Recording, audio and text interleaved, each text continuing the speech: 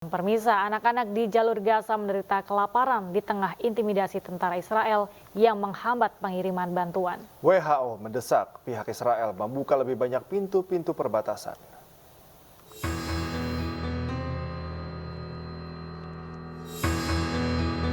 Lebih dari 93.400 anak balita di Gaza telah diperiksa untuk mengetahui kasus malnutrisi sejak pertengahan Januari lalu. Dalam catatan Organisasi Kesehatan Dunia (WHO), sebanyak 7.280 anak menderita malnutrisi akut. Dengan rincian 5.604 anak dengan malnutrisi akut sedang dan 1.676 orang dengan malnutrisi akut berat. Juru bicara WHO Margaret Harris dalam jumpa pers di Jenewa, Swiss hari Jumat sekali lagi mendesak Israel untuk menghormati hukum internasional mengenai jalur aman bagi pendistribusian bantuan.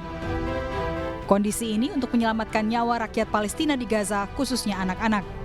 Survei yang dilakukan WHO dan kantor PBB untuk koordinasi urusan kemanusiaan OCHA belum lama ini mengungkapkan temuan lain yang mengkhawatirkan. Lebih dari 4 dari 5 anak tidak makan sepanjang hari, setidaknya mereka makan hanya sekali dalam 3 hari. The 95% of children aged 6 to 23 months, so that's basically the under 5s, are eating 2 or less different food groups per day. But the thing that I found most shocking was 85% of children did not eat for a whole day, at least once in the 3 days before the survey. OCHA dan WHO menekankan upaya bantuan kepada warga Gaza saat ini sangat tidak memadai. Kedua badan PBB ini mendesak Israel untuk membuka lebih banyak pintu-pintu penyeberangan darat demi memfasilitasi kelancaran bantuan kemanusiaan. Meski gencatan senjata permanen semakin kencang disuarakan, namun Israel bergeming dan tetap melanjutkan serangan di jalur Gaza.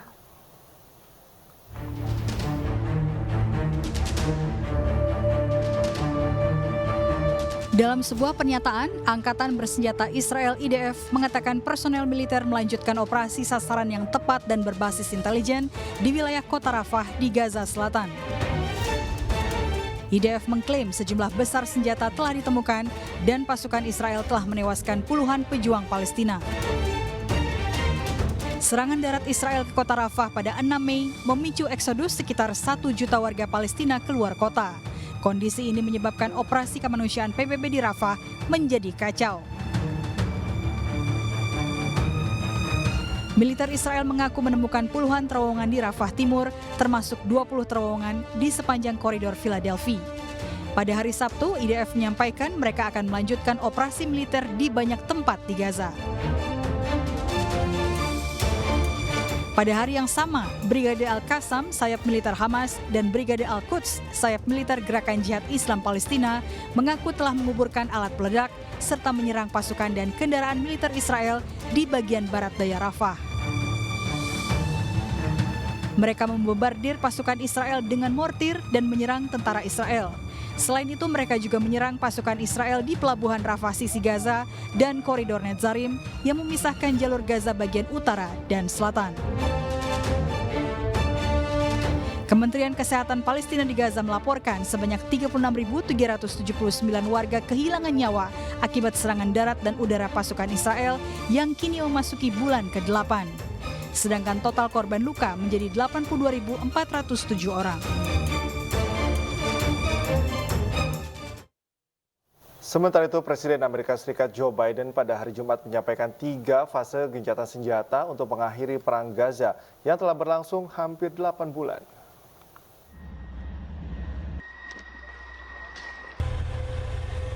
Presiden Amerika Serikat Joe Biden dalam pernyataan di Gedung Putih mengatakan Hamas tidak lagi mampu melakukan serangan skala besar lainnya terhadap Israel.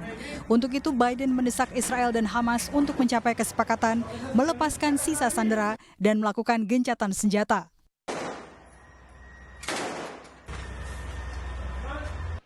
This new proposal has 3 phases. The first phase would last for 6 weeks. Here's what it would include: a full and complete ceasefire, a withdrawal of Israeli forces from all populated areas of Gaza, release of a number of hostages, including women, the elderly, the wounded, in exchange for release of hundreds of Palestinian prisoners, There are American hostages who would be released at this stage, and we want them home.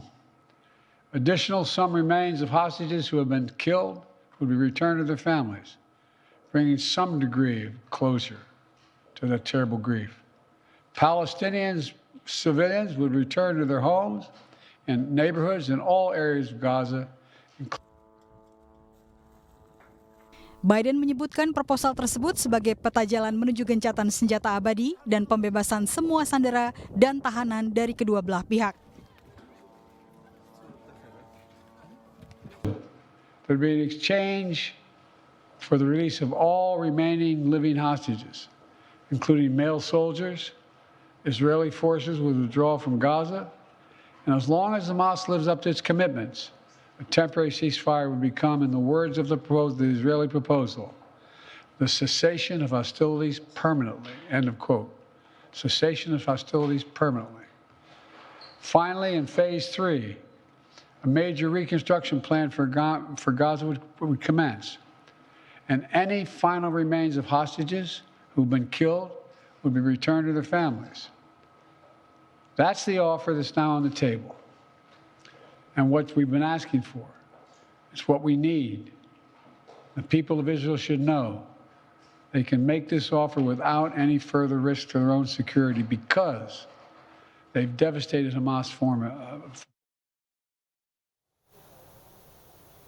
Pemirsa, pengamat politik Amerika Serikat Suzy Sudarman menilai Joe Biden tidak bisa bersikap ambigu menghadapi perang Gaza. Apalagi para mahasiswa di Amerika Serikat terus menentang habis-habisan dukungan Biden untuk Israel.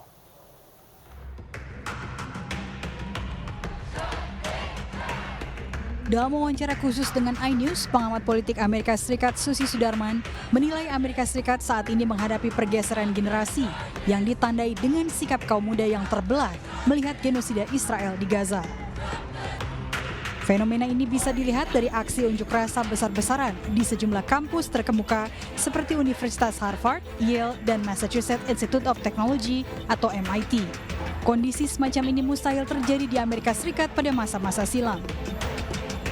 Gerakan-gerakan yang dilakukan oleh generasi Z dan Alpha terlihat bahwa mereka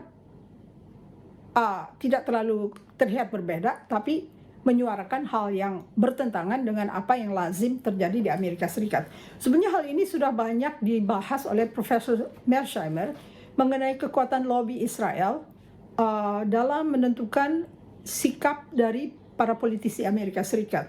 Juga berkembang akhir-akhir ini setelah tidak begitu menonjolnya masalah two-state solutions yang dikeluarkan tahun 1993 dan lahirnya Abrahamic Accord yang dilakukan oleh Donald Trump menjadi satu jenis solusi yang lain daripada yang sebelumnya kita kenal dengan two-state solutions. Menanggapi isi proposal gencatan senjata yang diajukan Presiden Joe Biden, Suzy melihatnya sebagai sikap ambigu Amerika Serikat di tengah tidak adanya sikap tegas dari para pemimpin di Timur Tengah dan kepemimpinan yang kuat di otoritas Palestina sendiri. Jadi untuk mengimbangi pertentangan yang terjadi di Timur Tengah, Presiden Biden terlihat dalam satu sisi kelihatan tetap mengutamakan keselamatan Israel tanpa mempedulikan apa yang terjadi, tapi di sisi lain dia masih membuka kemungkinan kalau generasi muda yang diinginkan untuk suara dalam pemilu yang akan datang itu akan dipertahankan, maka creative ambiguity dalam sikap politik luar negeri Amerika Serikat ini akan sangat bermanfaat di saat Partai Demokrat sendiri membutuhkan jumlah pemilih dari kalangan muda. Suzy menambahkan, Joe Biden harus berhati-hati mengambil sikap, terutama untuk merebut suara kaum muda dalam pertarungan pemilu Amerika Serikat pada 5 November mendatang. Dari Jakarta, tim iNews melaporkan.